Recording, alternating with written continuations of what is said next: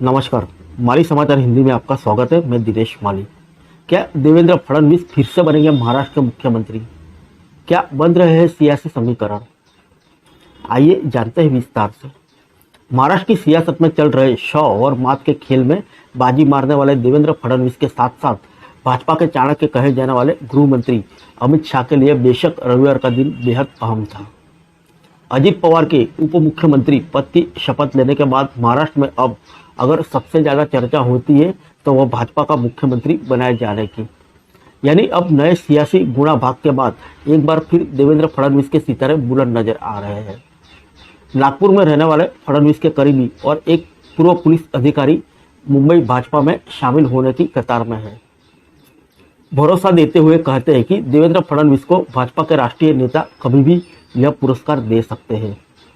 सूत्र का कहना है कि महाराष्ट्र में विधानसभा और लोकसभा चुनाव होने से पहले ही देवेंद्र फडणवीस को राज्य के मुख्यमंत्री के रूप में देखेंगे। बस थोड़ा इंतजार कीजिए।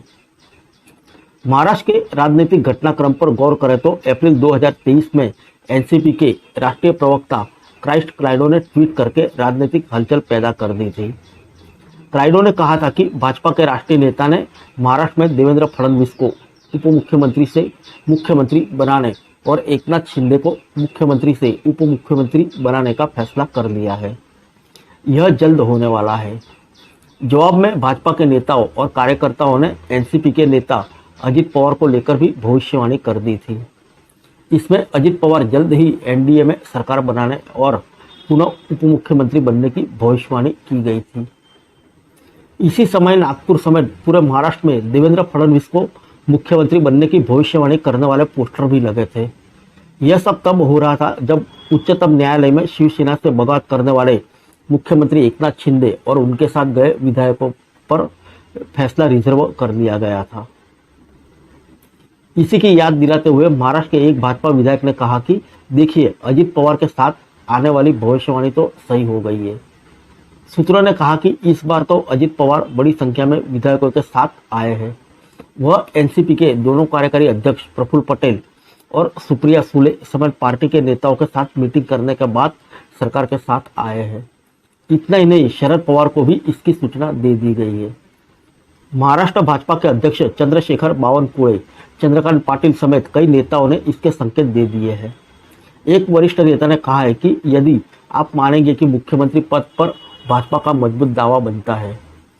भाजपा के पास 105 विधायक हैं, लेकिन इस बारे में कोई निर्णय भाजपा के राष्ट्रीय नेता ही करेंगे। फिलहाल मुख्यमंत्री एकनाथ शिंदे ने एनसीपी नेता अजित पवार के साथ आने और उप मुख्यमंत्री पद की शपथ लेने के बाद अपनी सरकार को ट्रिपल इंजन की सरकार बताया है। पहला इंजन शिवसेना शिंदे का, दूसरा भाजपा और तीसरा इंजन एनसीपी का, अजित पवार और उनके साथ आए विधायक। बता दें कि शरद पवार ने 1980 के दशक को याद किया है, जब उनके साथ 58 विधायक थे और 52 साथ छोड़कर चले गए थे।